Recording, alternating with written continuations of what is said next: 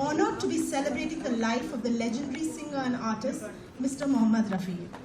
On his centennial anniversary, we at Whistling Woods are humbled to be instituting a scholarship in his name. What better way for us as a school than to honor and cherish his achievement, help the next generation of artists of the music industry by rewarding their hard work, diligence, and skill. Rafi Saab's name is synonymous in the history of Indian media, and his voice echoes in our hearts always. In our own small way, Whistling Woods can perhaps add to that unparalleled legacy. I am eternally grateful to his family, Shahid sir and Firdaus ma'am, for coming today and supporting us and enabling us to name the scholarship in his name. Rafi Scholarship to our very own B. Raghava Balchandran. Raghava is a student of the School of Music. He has been a meritorious through all 3 semesters, the highest CGPA in class. He also holds the highest attendance. Apart from being a music producer, he's a fantastic singer and has been integral. Thank you so much, Ashish ji and Sandeep and Shahid.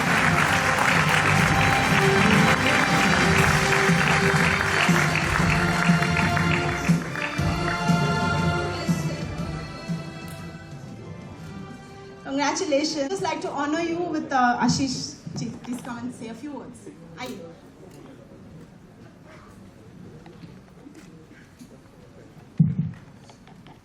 मुझे बोला गया था कि वहाँ जाके बोलिए, लेकिन मैंने कहा कि इतनी बड़ी हस्तियाँ साथ में उनको छोड़ के कहाँ आ जाऊँ।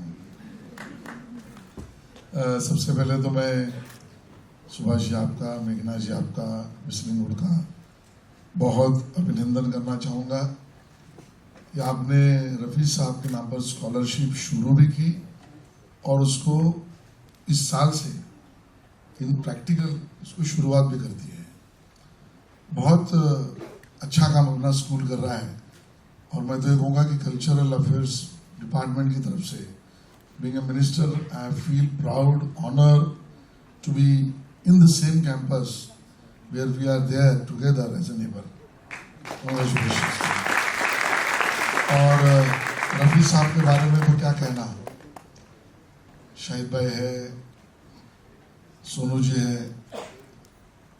मैं अगर ये कहूँ तो गलत नहीं है सोनू जी, बहुत सारे अभिनेताओं को रफ़ी साहब ने पहचान दिया अपने गाने से, अपने अंदाज से। आपने उसको बयां भी किया है। बहुत सारे ऐसे डायरेक्टर्स हो गए, उनको उनके उन दिनों की ऊंचाई को रफ़ी साहब ने दिखाया होगा। बहुत सारे प्रोड्यूसर्स होंगे कि जिनको माला माल रफ़ी साहब ने गाया, इसके कारण वो फिल्में चली। लेकिन एक ऐसा उदाहरण है जो रफ़ी साहब के गुजरने के बाद उनके कारण एक पॉलिटिशियन को रिलेवेंट बना के रखा। वो बंदा आपके सामने खड़ा है। मैं आपको बताऊं कि 20 सालों से, आप जानते हैं शाहिद भाई कि मैं हर 24 दिसंबर को रफ़ी साहब के नाम का पहला अवार्ड शुरू करने वाला एक पुण्य कर्म मुझे मिला और हर साल मैं करता हूं क्योंकि मैं रफ़ी साहब का दीवाना हूं। और इस प्रोग्राम का नाम भी हमने ऐसे रखा है, फिर रफ़ी, फिर रफ़ी। और उसी पे चलते हैं। तो मैं भाषण ज़्यादा नहीं करूँगा, मौका मिला है, सोनू जी आए हैं तो मेरे पसंदीदा भी एक आध गाना सुनना या कुछ सुनना चाहूँगा, ठीक है ना? चलेगा सोनू जी? वैसे तो इतनी बड़ी, वही मैं बोल रहा था कि मेरा फेवरेट तो बहुत सारे, लेकिन एक कहना चाहता हूँ कि आप उसको गा भी सकते हैं। ये गाइए, एक ना एक दिन ये कहानी बनेगी, तू मेरे सपनों की। ये बहुत रेयर गाना है, अगर किसी और को बोलते उसको आता नहीं होता, पर मुझे आता है।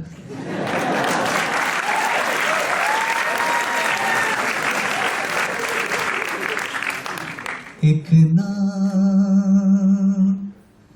एक दिन ये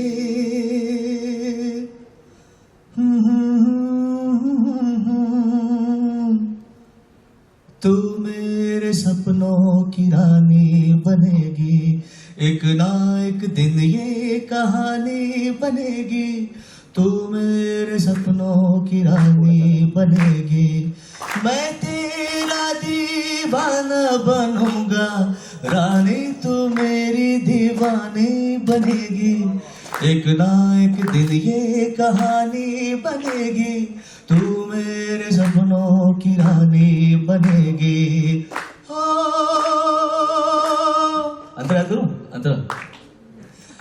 चैन लूटा है, नींद लूटी है, ऐसे मौसम में मुझसे रूठी है, चैन लूटा है, नींद लूटी है, ऐसे मौसम में हमसे रूठी है, तेरा मेरा नया नया मिलन है, ये मुलाकात पुरानी बनेगी, एक ना एक दिन ये कहा। अगला तरह, ये गुस्सा तू भूल जाएगी, तेरे होठों पे हंसी आएगी, ये आज हो या ये कल हो ये होगा। हाँ प्रेम, ये आज हो या ये कल हो ये होगा, प्रेम की कोई निशानी बनेगी, एक ना एक दिन ये कहानी बनेगी, तू मेरे सपनों की रानी बनेगी। कौन तरफ ये कोई बात नहीं। सोनू जी बहुत बहुत सोनू जी कर सकते हैं, इसके लिए जरा एक बार जोरदार तालियां सोनू जी के लिए। और एक पसंद गायक मित्र भाई सोनू निगम जी ने किया है, और मोहम्मद रफ़ी साहब के सुपुत्र शाहिद भाई ने किया है।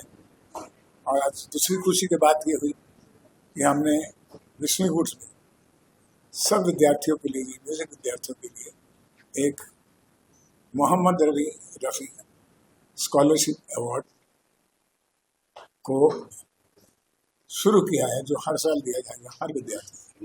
मेरे साथ बैठे हैं इनके साहब, जो हमारी मल्टी फिल्म के नायक हैं, हमारा के जो 16 मई को रिलीज हो रही है, उनका आज गीत भी दिखाया गया। और आज का सेशन मुझे बहुत अच्छा रहा, और मुझे उम्मीद है कि आने वाले 3 दिन भी म्यूज़िक फेस्टिवल में पोएट्री, म्यूज़िक, गायकी सबके बारे में विषय में चर्चा की जाएगी। अब आप आइए सोनू निगम साहब के साथ, क्योंकि इनको जाना है जल्दी।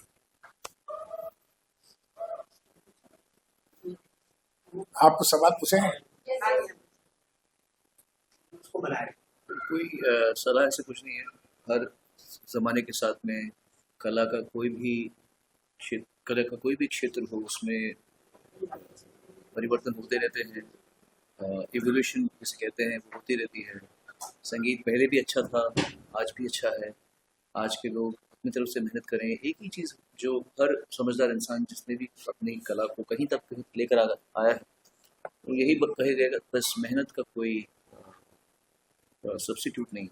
तो जितना मेहनत करेंगे, जितना अपने काम, अपने क्राफ्ट में ध्यान देंगे, उतना पुरानों से सीखिए, और नई जो तकनीक है, नयापन है, उसको भी अपनाइए, तब जाके एक होलसम आर्टिस्ट पैदा होता है। कोई इसका फॉर्मूला नहीं है जी, ये हर इंसान का अपना तरीका होता है। था दोनों ही अपने अपने तरीके से ऑडियंस को बांध लेते थे, तो हर इंसान की अपनी पर्सनैलिटी के हिसाब से होता है। रफ़ी साहब अगर किशोर कुमार की तरह करेंगे परफॉर्म तो अच्छे नहीं लगते, किशोर कुमार रफ़ी साहब की तरह करते तो अच्छे नहीं लगते। हर इंसान का अपना अपना जो व्यक्तित्व होता है, उसके मुताबिक उसे अपनी परफॉर्मेंस डिवाइस करनी पड़ती, खुद खोजनी पड़ती।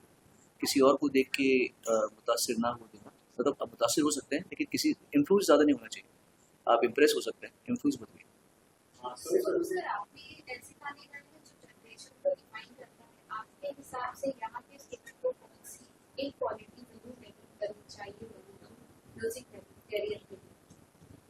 मुझे लगता है कि मुझे बहुत सारे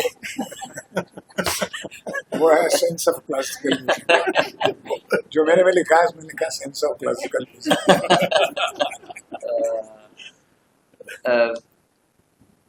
अपनी एक्चुअली वो क्या क्या क्वेश्चन था, मुझे समझ नहीं आया क्वेश्चन क्या है, फिर से पढ़ो फिर से पढ़ो फिर से पढ़ो।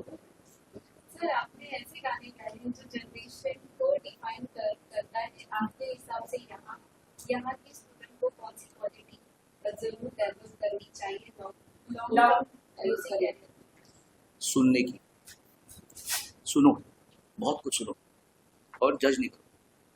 काफ़ी लोग अपना समय व्यर्थ करते हैं जज करने में, लता मंगेशकर बेटर है, आशा भोसले बेटर है, मोहम्मद रफ़ी बेटर है या किशोर बेटर है, ये जो करता है वो कभी अच्छा आर्टिस्ट नहीं बन सकता। हर इंसान को जो भी विद्यार्थी होता है म्यूज़िक का या अभिनय का, उसको हर किसी से सीखना चाहिए, तब जाके इंसान को अपनी जगह, अपनी शक्ल खुद मिलती है।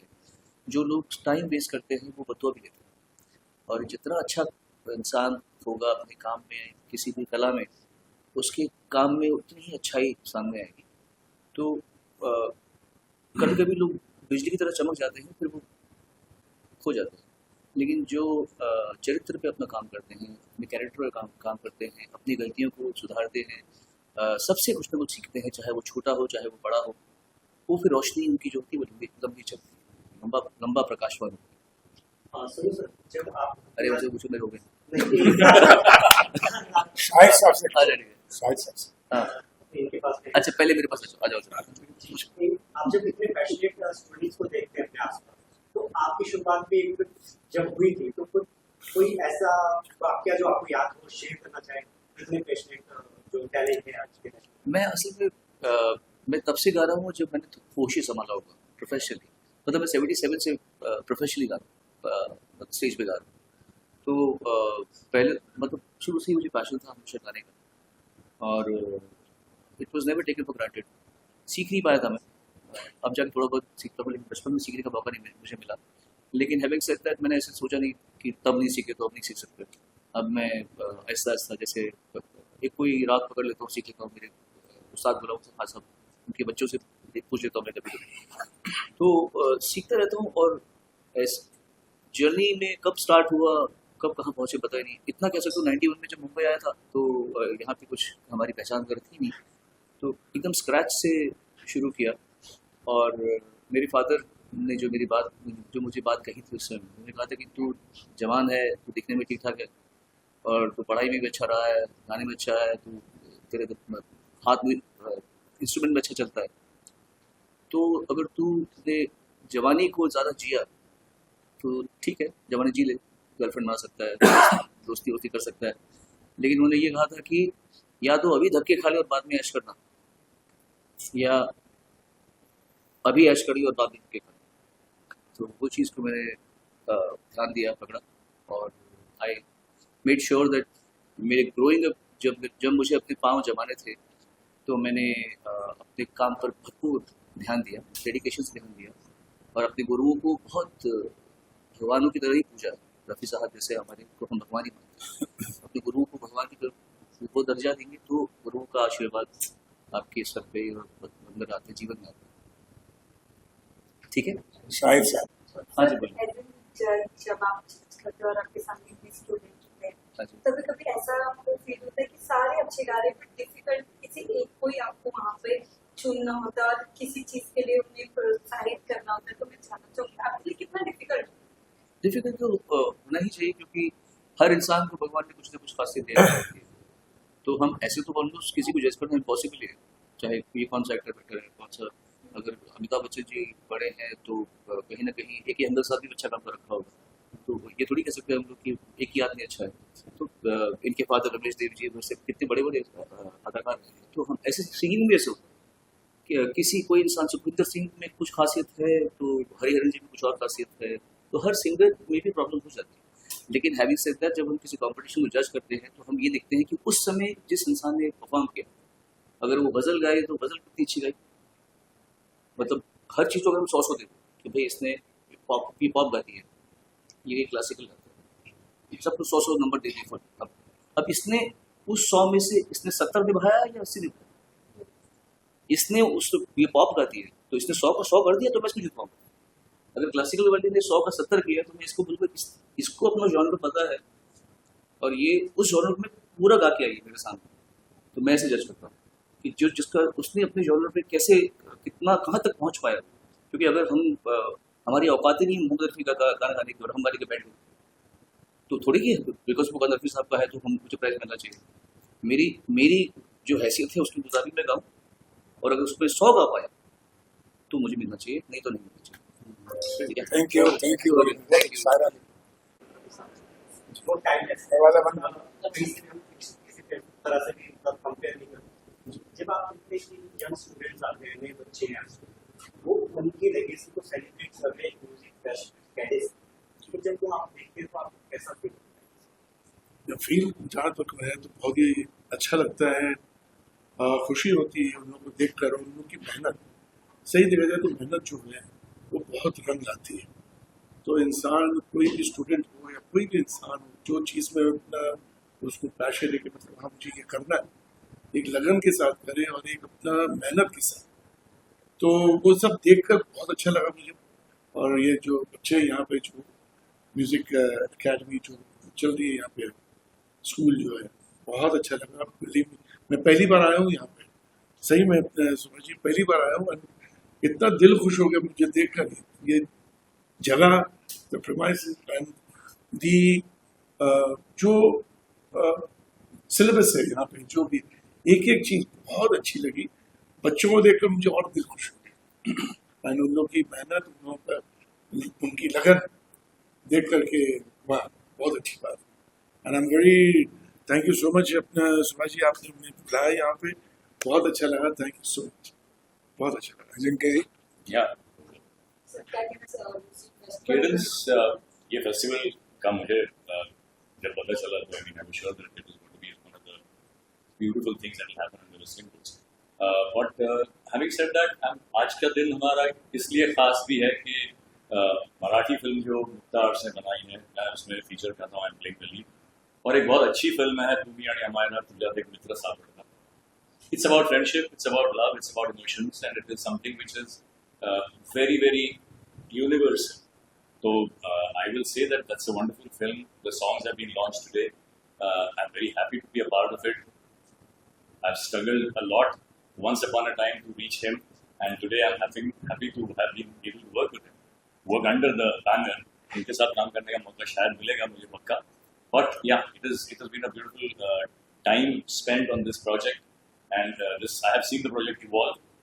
It is going to be a wonderful film to look forward for Marathi audiences and for all audiences. Actually, no language barrier to this film. It's love and emotions and friendship. Thank you very much. One last question.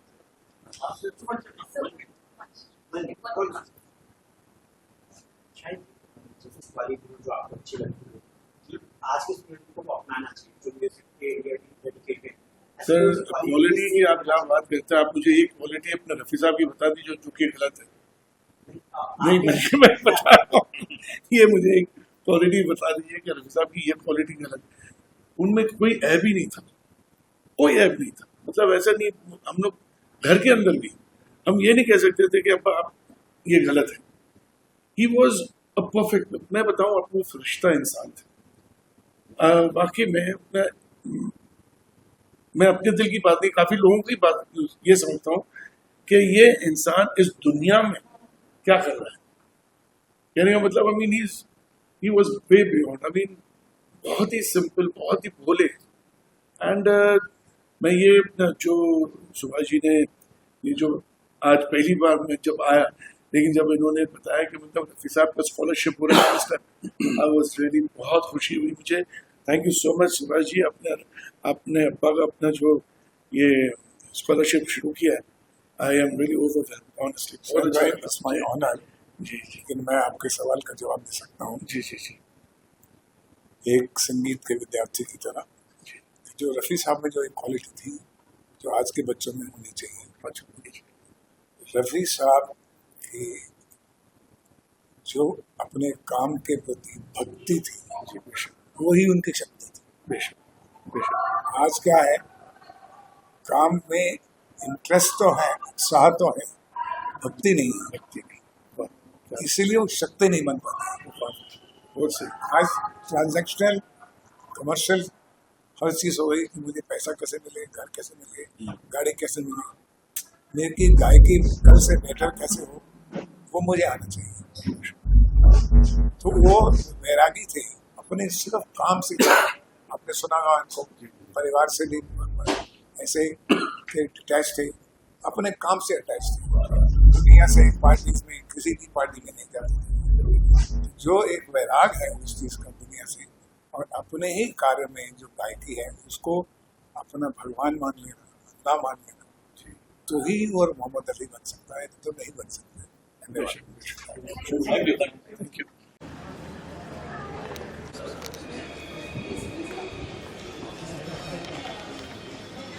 जगाया आपने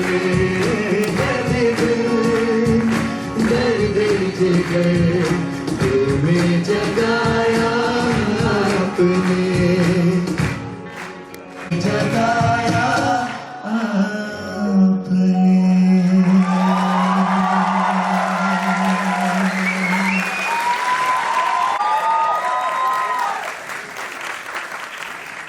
What a delightful performance. Dard Dil was and will remain one of the most iconic pieces of music in India. मोहब्बत भी क्या चीज़ है।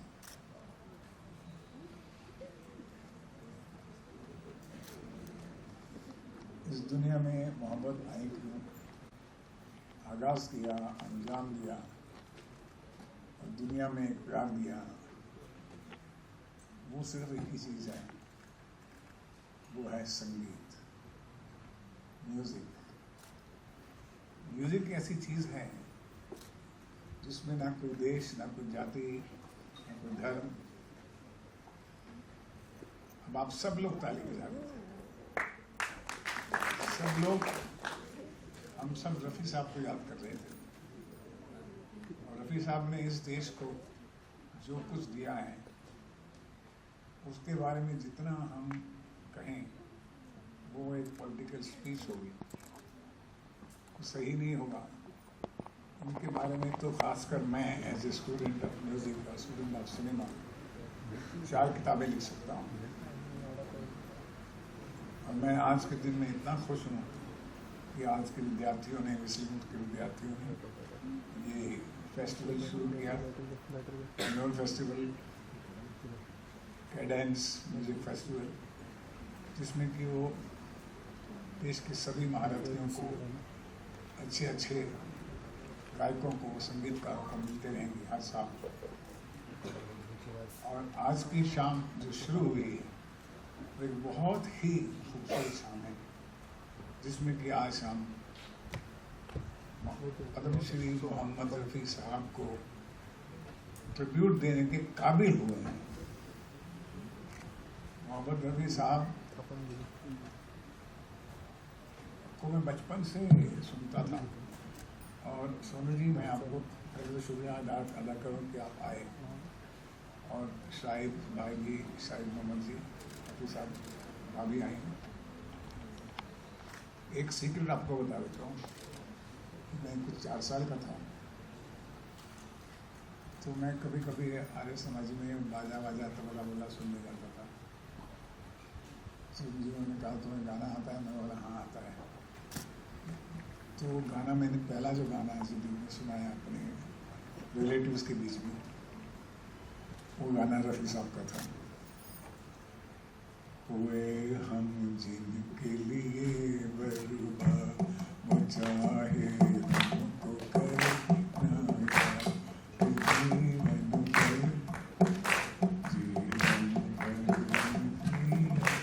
उस वक्त मेरी आवाज़ बहुत अच्छी थी। तो मेरे मामा कहने लगे, अभी तो तुम जीवन में आए हो और जीवन भर तो याद रहेगा, तो उसकी बातें क्यों कर रहे हो? मैं बोले जीवन भर उनकी याद में हम गाते रहेंगे, गाए जाएंगे। हम जीवन भर रफ़ी साहब के गाने गाते रहे और गाए जाएंगे, आने वाली जनरेशन में भी गाए जाएंगे। अब उनमें क्या क्या क्वालिटीज़ थी, ये अभी हमारे जो छोटे भाई हैं सोनू निगम जी, वो भी आज भारत के, विश्व के बहुत प्रसिद्ध गायक बने हैं। आपने सुना होगा, देखा होगा, जितने भी म्यूजिक कॉन्सर्ट्स हैं या म्यूजिक गाने हैं या फिल्मों के गाने हैं, उनके गाने में एक आत्मा होती है और गायकी में आत्मा होती है। रफ़ी साहब के गानों में की गायकी में आत्मा होती थी, जाना कैसा भी। तो ये हमारा बहुत सौभाग्य है कि हम इस स्कॉलरशिप के थ्रू हम आने वाली जनरेशन को प्रेरित कर सकते हैं, इंस्पायर कर सकते हैं कि वो थोड़ा सा गुण, थोड़ी सी भावना, थोड़ी सी आत्मा उनसे उधार लेकर अपने टैलेंट को डेवलप करें। और मैं आज बहुत खुश हूँ कि आज का शाम जो है रफ़ी साहब के साथ शुरू हुई है हमारे फेस्टिवल की, आने वाले सभी सालों में याद रहेगी। और मैं चाहूँगा कि अभी स्टेज पर हम थोड़ी सी गुफ्तगू करें, रफ़ी साहब को याद करें। तो सबसे पहले मैं बुलाना चाहूँगा रफ़ी साहब के सुपुत्र, जो खुद भी एक सिंगर हैं, गाते हैं, शोज करते हैं, और उनका नाम है शाहिद मोहम्मद रफ़ी।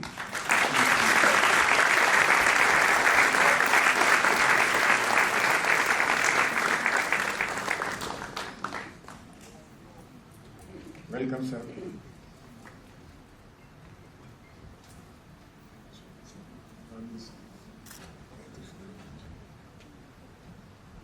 और हमारे अभी सितारों के सितारे अपने हमारे श्री सोनू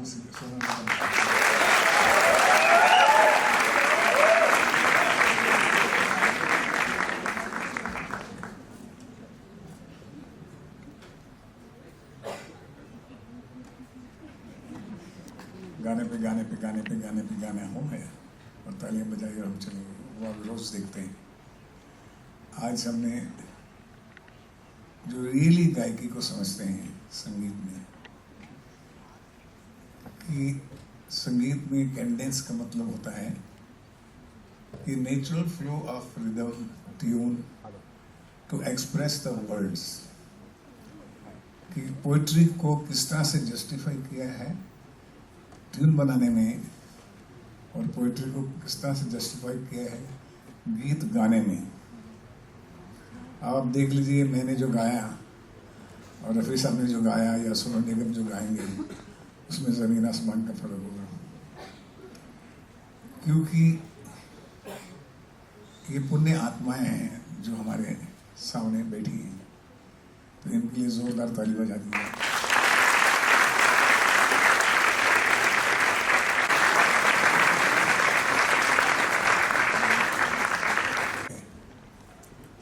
वो दूसरे गायक से कैसे प्रेरित होता है और क्या स्टडी करते हैं, ऐसे कौन से 6-7 कैरेक्टरिस्टिक थे मोहम्मद रफ़ी साहब में, जिसके लिए कि आप बचपन से उन पर फिदा रहे और आज तक उनकी कमी हम पूरी न कर सके। सोनू निगम जी, आपको। थैंक यू सुभाष जी, शाहिद भाई, जी, आपको सबको मेरे बहुत बहुत नमस्ते, बहुत नमस्कार।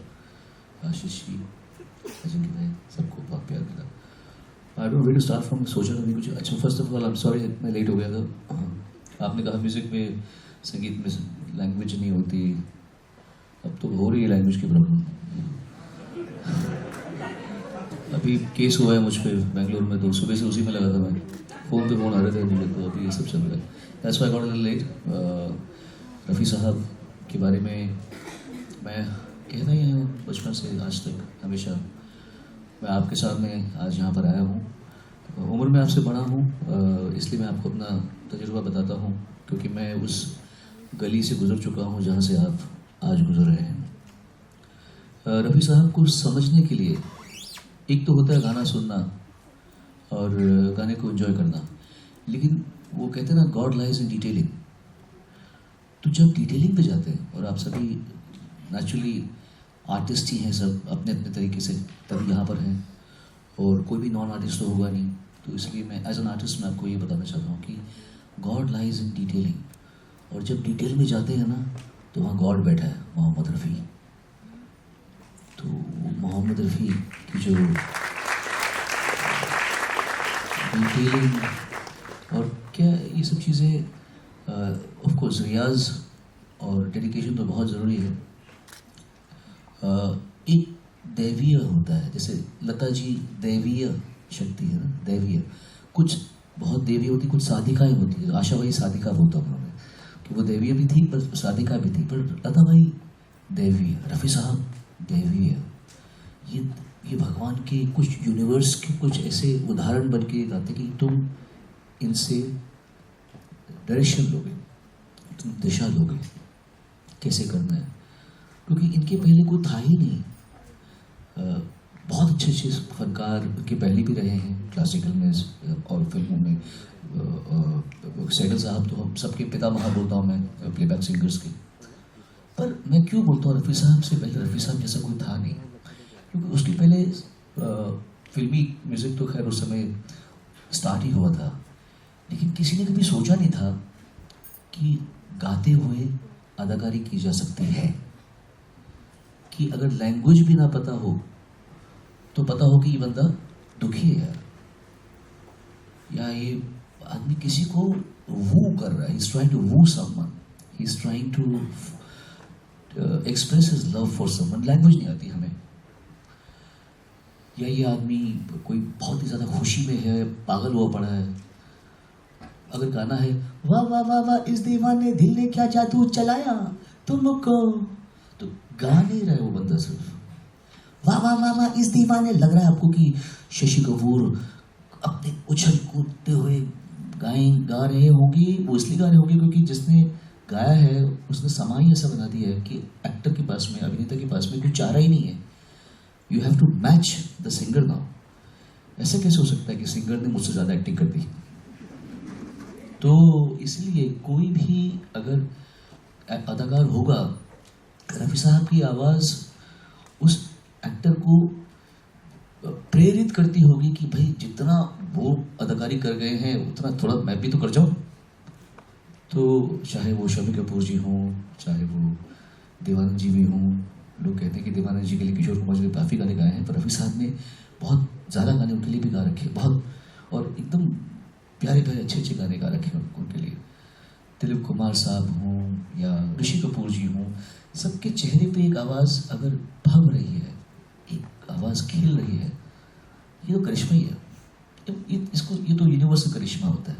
ऐसा कैसे हो सकता है कि एक आवाज़ जॉनी वॉकर जी पे भी फब रही है यार, और एक आवाज़ दिलीप कुमार जी पे भी फब रही है, और एक आवाज़ खोया खोया चांद गाना गा रही है, एक आवाज़ अपनी आज़ादी को हम हरगिज़ भुला सकते नहीं गा रहे हैं, एक ही आवाज़ सुहानी रात ढल चुकी गा रही है, एक ही आवाज़ दर्द दिल गा रही है, एक ही आवाज़ जॉन जॉनी जनार्दन तरम पम पम, एक ही आवाज़ इतने गानों को कैसे कवर अप कर रही है? भजन गा रही है तो लग रहा है कि कोई पंडित गा रहा है, नाद और हमद गा रहे हैं तो लग रहा है पक्का मुसलमान गा रहा है। वो बंदा जब चेतु बेलिया तन मन दे नल सेवा कर दयावेगा, लगता है कोई सरदार पंजाबी, कोई मित्र प्यार नो, ये सब शब्द जो है इनकी लेजेंडरी गाने हैं। तो वो लग रहा है आप को पंजाबी सरदार गा रहा है। तो एक ही आवाज़ इतने सारे पहलुओं को छू के अपनी ओरिजिनलिटी भी रखी हुई है। तो ये तो इसके ऊपर एक भगवान का, यूनिवर्स का हाथ होता है। और हम जब उस लेवल पे पहुंच जाएं कि उस आवाज़ को हम अप्रिशिएट करें और उस देखिए कि इसके पीछे की कहानी क्या है। तो आप भले ही अदाकार बनने आए हों, आप एडिटर बनने आए हों, आप डायरेक्टर बनने आए हों, आप कंपोजर बनने आए हों, एक बार आप उस गहराई में घुस गए तो आपको अपनी भी गहराई मिल जाएगी। रफ़ी साहब एक वो चीज़ है कि अगर आपने उस गहराई तक पहुंच गए कि ये आदमी कैसे गा रहा होगा, क्या सोचा होगा उस आदमी ने, हुई शाम का ख्याल, ख्याल कैसे होता है? ख्याल हवा में, हम तो दिमाग में देखते हैं ख्याल ख्याल ख्याल, हुई शाम का ख्याल आ गया। वाह वाह वाह। हर चीज़ में कैसे क्या वज़न देना है, और मतलब ये ऐसा एक खजाना है रफ़ी साहब कि पूरी जिंदगी आप उन पे अगर शोध करेंगे तो भी कुछ ना कुछ रह जाएगा जो आपने नहीं सुना होगा या आपने नहीं समझा होगा। ये अभी परसों मैं मेरे फादर हम साथ में जब भी मिलते हैं वैसे गाने में गाते रहते थोड़े बहुत, तो और हम लोग को तो ऐसे गाने पता है रफ़ी साहब के जो आम आदमी को पता ही नहीं होंगे। उनकी पुरानी पुरानी गज़लें हैं, नॉन फिल्मी गज़लें हैं, तो हम गा रहे थे दोनों मिलके, कभी पापा गा रहे कभी मैं गा रहा हूँ। आई वाज थिंकिंग कि ये गाने लोगों को पता ही नहीं है। तो अगर अभी फिल्मी गाने तो सबको पता है, लेकिन जो हम जिन गानों से हम सीखे हैं, जिनसे हमने प्रेरणा ली है, वो कुछ और रेयर काम है। और आपको यकीन से बताता हूँ मैं, ये सिंगर एक ऐसे हैं जिनका कोई भी गाना, कुछ भी गाना आपको सब स्टार्टेड नहीं लगेगा कि यार ठीक है नहीं होगा। कॉम्पोजिशन अगर बहुत वीक है तो भी बंदा पूरी मेहनत से गा गया, पूरा एफर्ट दिखेगा आपको कि आदमी गाना, कभी कभी कुछ कॉम्पोजिशन नहीं होती इतनी अच्छी, कुछ कंपोजर्स हर बात गंदा काम तो कोई भी नहीं करता जानबूझ के, लेकिन कभी कभी कुछ चीज़ें बहुत ऑर्डिनरी बन जाती हैं। तो हम देखते हैं, मैं और पापा बात करते हैं कि क्या मतलब गाना कैसा बनाया हुआ, लेकिन देखो क्या मेहनत चल रही है। ये नहीं है कि भाई तूने गाना क्या बनाया, चल मैं भी ऐसे गा दूंगा। तो हमने ये सब चीज़ें रफ़ी साहब को बचपन से सुन के सीखा है कि दैवीय शक्ति जब इंसान होता है उसके बाद में अपनी भक्ति और अपनी श्रद्धा से अपने क्राफ्ट को कहाँ से कहाँ लेकर जाते हैं। ज़्यादा नहीं कहूँगा, मैं काफ़ी ऑलरेडी बोल गया हूँ। एग्जाम्पल देता हूँ आपको, जो गाने बता रहे थे आप, कौन सा था अभी ये, हुए हम जिनके लिए भर असीर पंजर, ये सब एडलिब है। तो यहाँ इस ज़माने में रफ़ी साहब की आवाज़ थी, मैं जिंदगी में हरदम रोता ही रहा हूँ, तड़पता ही रहा हूँ, मैं जिंदगी में हरदम रोता ही रहा हूँ। ये आवाज़ थी उनकी उस ज़माने में। सुहानी रात ढल चुकी, ढल पंजाबी ढल चुकी, तो ये आवाज़ थी उनकी, कड़क आवाज़।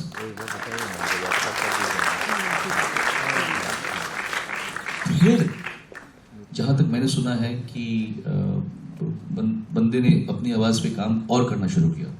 हर समझदार आर्टिस्ट ये करता है। उन्होंने देखा कि तलत महमूद कैसे गा रहे हैं, ये मुकेश का उस समय अच्छा ज़माना चल रहा था, बहुत अच्छा, खूब अच्छे गा रहे थे वो।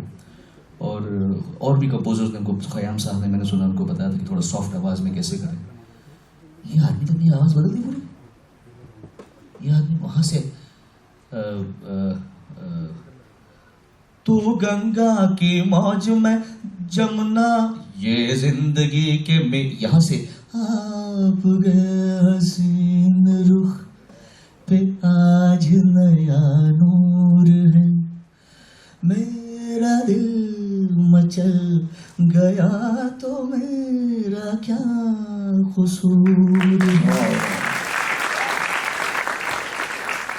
तो उन्होंने सोचा कि भाई एक ही आवाज सारे जो तेरा चकराए या दिल डूबा जाए, आजा प्यारे पास हमारे, ऐ दिल है मुश्किल जीना यहाँ, जरा हट के जरा बच के, पंजाबी, ये है बॉम्बे मेरी जान। ये आवाज से उन्होंने अपनी आवाज को छू लेने दो नाजुक होठों को, ए गुल बदन ए, अभी गाना ऊंचा भी है, मतलब ऐसे नहीं कि ये नहीं है, पर उसमें आवाज का बाइट भी आ रहा है। सिंगर समझ सकते हो ये बात भी बोल रहा हूँ, आवाज का बाइट भी आ रहा है और एक प्यार का ऐसा, फूलों की महक कांटों की चुभन तुझे दे, हंसती हुई गाएगा, तुझे देख के कहता है मेरा मन, कहीं आज किसी से मोहब्बत ना हो जाए।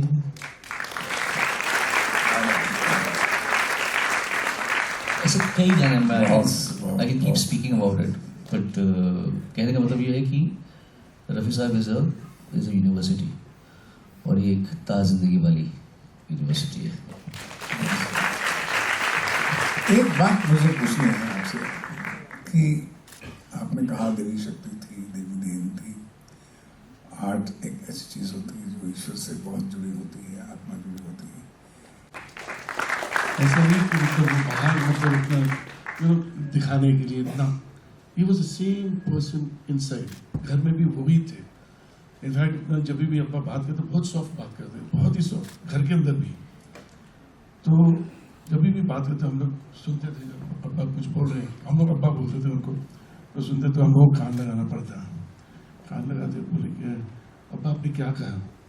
तो अब्बा बोलते क्यों, बहरे हो गया, सुनाई नहीं देता। This is the way he used to talk. अब इतने आराम से बोलते थे कि मतलब सुनाई नहीं, वो भी उनको नहीं सुनाई देता, तो फिर पूछते थे कि क्या बोले। जा अपनी माँ के पास जा, you know, this way he used to act, I mean not act but हम लोग के साथ अपना बहुत soft spoken, very down to earth, very humble, बहुत ही हम्बल इंसान थे वो। और बच्चों में बच्चे बन जाते थे। इनफैक्ट अपना अब्बा कभी सोशलाइजिंग नहीं करते थे। ये तो कभी ये नहीं कि मतलब मैं, ये तो आप भी रात की पार्टी बंद, कभी नहीं, कोई पार्टी शार्टी कुछ नहीं। हाँ, कोई भी अपना फंक्शन होता था, फॉर एग्जांपल कोई अवार्ड फंक्शन होता या कभी शादी में जाते थे, जब भी जाते तो हम लोग को भी कभी ले जाते थे, लेकिन शादी के अंदर नहीं। तुम लोग बैठो, मैं आता हूँ। With in 5 minutes he was in the car. मतलब ये कि मतलब ड्राइवर को बोलते थे कि ज्यादा दूर मत रखना, इधर ही रहना। वो जाते थे स्टेज पे, फूल देना, जो भी अपने लिफाफा देना, वापस जमीन। ये नहीं कि अपने खड़े होकर बातें कर रहे हैं किसी से, no, used to just come out stage. और फिर जैसे अपने फॉर एग्जांपल कभी डिनर पे जाना हो या कभी बाहर जैसे, तो अब्बा बोलते रुको हम लोग आते हैं। वैरागी थी, वैरागी। जी जी जी। तो ही वॉज, बच्चों में बच्चे बन जाते थे, अपने काम से मतलब रखते थे। अपना काम खत्म होता था, काम खत्म होते थे, सीधे घर पे आते थे, be with his family.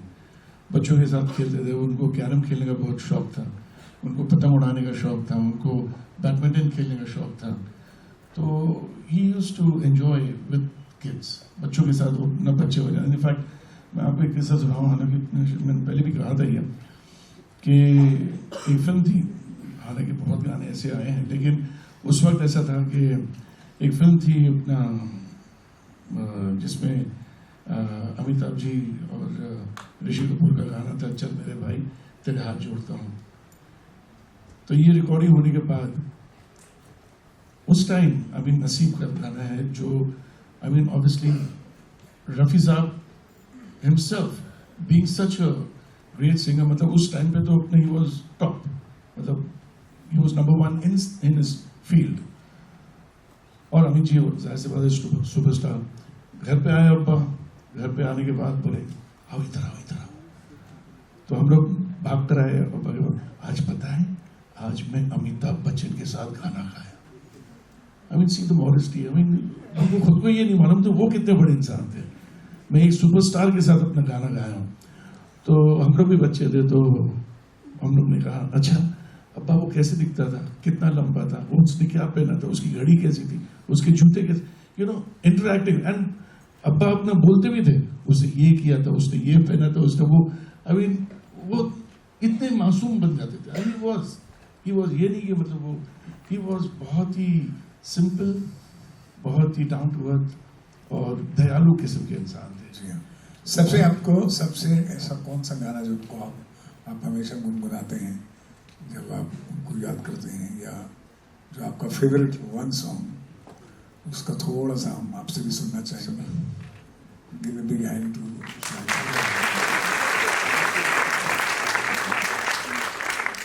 Sir ये तो बहुत ही मुश्किल है कहना कि मतलब कि रफी साहब का सबसे अच्छा एक गाना मुश्किल है, बहुत ही मुश्किल है, क्यों इतने हजारों गाने गाए हैं, तो एक गाना बताने के लिए कि रफी साहब का ये सबसे बेस्ट है। हर गाने आप चुने, हर गाने आप अपने जस्टिफाई नहीं कर सकते, कोई भी म्यूजिक डायरेक्टर या लिरिसिस्ट को, कि आप जस्टिफाई नहीं कर सकते अगर आपने एक गाना चुने तो बोलेंगे नहीं मैंने, रफी साहब ने तो मेरे लिए अच्छा गाया, वो बोलेंगे नहीं रफी साहब ने मेरे लिए अच्छा गाया। तो इट इज़ वेरी डिफिकल्ट, बहुत ही डिफिकल्ट है कहना कि रफी साहब का कौन सा गाना अच्छा है। हालांकि एक छोटा सा मैं बताऊं आपको कि अब्बा ने कभी ये नहीं कहा कि ये मेरा चहीता गाना है, ये मैं आपको बताऊं, अब्बा ने कभी नहीं, लाइफ में कभी इन्होंने नहीं वाह, कहा क्या बात। कि ये गाना मेरा सबसे बेस्ट है, अपने मुंह से नहीं कहा। लेकिन आई रिमेंबर वन थिंग कि 1979 में रफ़ी साहब के साथ, अब्बा के साथ मैं टूर किया था।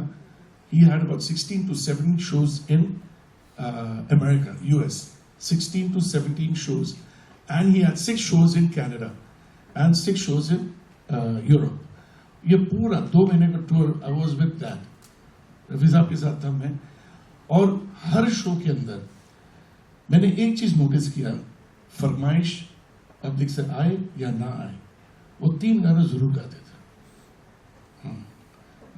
एक था बाकी वो हम सुनना चाहेंगे, आपसे सुनना चाहेंगे। नहीं सर, वो तो बहुत खतरनाक गाने हैं, लेकिन I mean it was like Rafi साहब ये 3 गाने हमेशा गाते थे। एक था सुहानी रात ढल चुकी न जाने तुम कब आओगे, वो दुनिया के रखवाले, और एक कोहिनूर का मधुबन में राधिका नाचे में।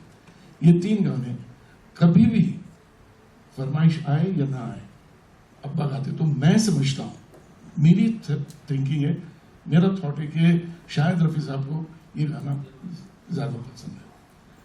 तो सुहानी शाम, सोनी रात ढल चुकी, सुहानी रात ढल चुकी। रात ढल चुकी।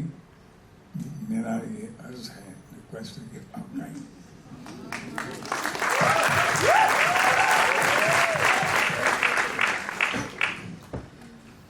आई एम सॉरी वंस अगेन, मैं एक्चुअली मेरा दिमाग बड़ा हिला पड़ा क्योंकि मैं सुबह से ना वो मेरे पे केस हुआ है ना बैंगलोर में सर, अभी वही चल रही है। तो मैं वरना और थोड़ा अच्छा सोच के आता, तैयार होकर आता, लेकिन चलिए मैं कहता हूँ। इसके पहले सुहानी रात के पहले मैं एक गाना बताना चाहता हूँ, मुझे याद आ गया अभी। सुहानी रात के आई लाइक दिस, एक गाना रफ़ी साहब का, जा दिल दीवाना, अब इसको सुनना इस गाने को आप। आय हाय हाय हाय, कोई इंसान इतने प्यार से कैसे गा सकता है। फिरोज खान साहब है ना गाना शायद, हाँ, बहुत प्यारा गाना है। सो कभी जो म्यूजिक को चाहने वाले हैं इस गाने को सुनना कभी। वसल यार के महके हुई जुल्फ से आई है सदा प्यार की, ये आवाज़ से बात की आवाज़ है। जो गाने की फरमाइश की उन्होंने वो थोड़ा सा पहले का, जहाँ वो अपनी दमदार आवाज़ में गाते, वो है सुहानी सुहानी, इसके लिए सुहानी रात ढल चुकी, वाह, ना जाने तुम कब आओगे, जहाँ की रुत बदल चुकी, ना जाने तुम कब आओगे, सुहानी रात ढल चुकी, ना जाने तुम कब आओगे।